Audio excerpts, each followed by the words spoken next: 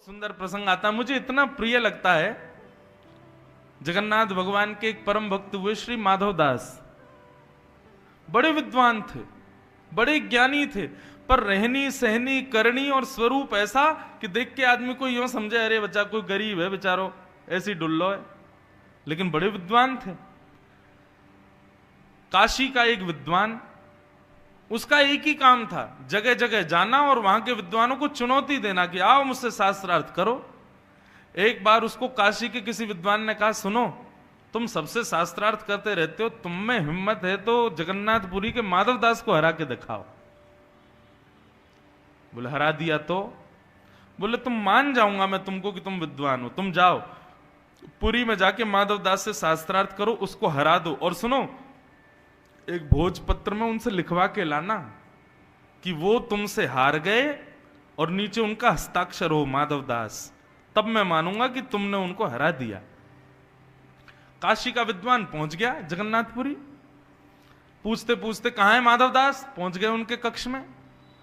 माधव दास जी ने जैसे देखा कोई परम विद्वान आया है, तुरंत दंडवत प्रणाम किया, बोले आज मेरे भाग्य खुल गए, आप पधारे। विद्वान ने कहा देखो भैया हम तुमसे शास्त्रार्थ करने आए हैं, तुमको हराने आए हैं। माधव दास बोले शास्त्रार्थ मत करो, मैं पहले ही हार गया, मैंने स्वीकार कर ली कि मैं हार गया। नहीं नहीं नहीं, शास्त्रार्थ करो हमसे। माधव दास जी बोले शास्त्रार्थ क्या करना भगवान, आप मेरी कुटिया पे पधारे हैं, मैं मान गया ना कि मैं हार गया, आप जीत गए मैं हार गया। बोले तो फिर इस पे भोजपत्र पे लिखो कि तुम हमसे हार गए हो। हाँ लाइए मैं लिख देता हूं, ये फलाने नाम के व्यक्ति काशी से आज जगन्नाथपुरी आए और इनसे शास्त्रार्थ में मैं हार गया, आज के बाद ये कभी भी जगन्नाथपुरी आएंगे तो इनकी पूरी सेवा की जिम्मेवारी मेरी, नीचे माधव दास, हस्ताक्षर कर दिए, लीजिए भगवान मैं हार गया। काशी के विद्वान पूरी दर्शन करके चले गए काशी, और उस विद्वान जिसने चुनौती दी थी उसको जाके कहा ले हरा दिया तुम्हारे माधव दास को। बोले ऐसा हो नहीं सकता। बोले देखो उसने खुद ने लिखा है। जैसे पत्र खोल करके देखा, ये अमुक नाम के व्यक्ति काशी से आज जगन्नाथपुरी आए, इन्होंने आकर के शास्त्रार्थ किया और शास्त्रार्थ में मुझसे बुरी तरह हार गए, आज के बाद ये कभी भी जगन्नाथपुरी आएंगे तो मेरे को प्रणाम करेंगे, मेरी सेवा करेंगे, काशी से मेरे लिए बहुत सारी सेवा लेके आएंगे, नीचे माधव दास। अब वो जो विद्वान था वो सिर पकड़े, बोले नहीं नहीं नहीं नहीं ऐसा नहीं लिखा है, ये लिखा है कि वो मुझसे हार गए। बोले तुम खुद पढ़ो। उसने पढ़ा तो उसमें लिखा था कि ये व्यक्ति माधव दास से हार गए। रात में फिर भागे जगन्नाथपुरी, 2-3 दिन में पहुंचे, माधव दास को जाके पकड़ा, छल करते हो मेरे साथ? बोले भगवान मैंने क्या किया, क्या लिखा है पत्र में? माधव दास जी ने पत्र पढ़ा, बोले अरे लेखनी तो हमारी है लेकिन ये शब्द मेरे नहीं है, मैंने ऐसा नहीं लिखा था भगवान, ये कुछ गड़बड़ हुआ है, यहां पर किसी ने टोना टोटका किया इसके ऊपर, मैंने तो यही लिखा था कि मैं हार गया हूं। बोले भगवान बहुत बड़ी भूल हो गई मुझसे, मेरे से ही गलती हो गई होगी, आप बताओ अब क्या करना है, अब क्या करना, आप जो कहेंगे मैं करने को तैयार। बोले नहीं शास्त्रार्थ करो और हमसे हारो। माधव दास जी बोले, क्योंकि माधव दास को पता था कि मुझे हरा नहीं पाएंगे। माधव दास बोले शास्त्रार्थ रहने दो, मैं हारा हुआ स्वयं को, आप जो कहोगे मैं कर लूंगा। बोले तो फिर एक काम करो। बोले क्या? मुंह पे कालीद पोतो, गधे पे बैठो, चप्पलों की माला पहनो और पूरे जगन्नाथपुरी में ढिंडोरा पीट के कहो कि मैं काशी के इस विद्वान से हार गया। माधव दास जी बोले जो आज्ञा, मैं करने को तैयार है। और कब करोगे? बोले बस मेरा अभी दर्शन का समय है, मैं जगन्नाथ भगवान का दर्शन कर दूं, आप गधा ले आओ, कालीद भी ले आओ और चप्पलों की माला भी बना के रख लो, मैं जैसे दर्शन करके बाहर आऊंगा माला पहना देना, कालीद पोत देना, गधे पे बैठा देना, पूरे नगर में हल्ला कर दूंगा कि मैं हार गया। माधव दास जी चले गए मंदिर में और वो जो काशी के विद्वान थे वो चले गए गधा आदि लेने। वो गधा लेके चप्पलों की माला कालीद एक कटोरा में भर के ले आए, इंतजार कर रहे हैं माधव दास आए तो उसको पोत के बैठाऊं। अब यह माधव दास तो जगन्नाथ जी का दर्शन कर रहे थे, जगन्नाथ जी आज थोड़े क्रोधित बैठे थे। सो एक रूप से तो जगन्नाथ जी वहीं थे, दूसरे रूप से जगन्नाथ जी ने माधवदास जी का रूप धारण किया और माधवदास जी का रूप धारण करके जगन्नाथ जी बाहर आ गए। बाहर आकर के उस विद्वान से बोले कहिए। बोले बैठो गधे पे।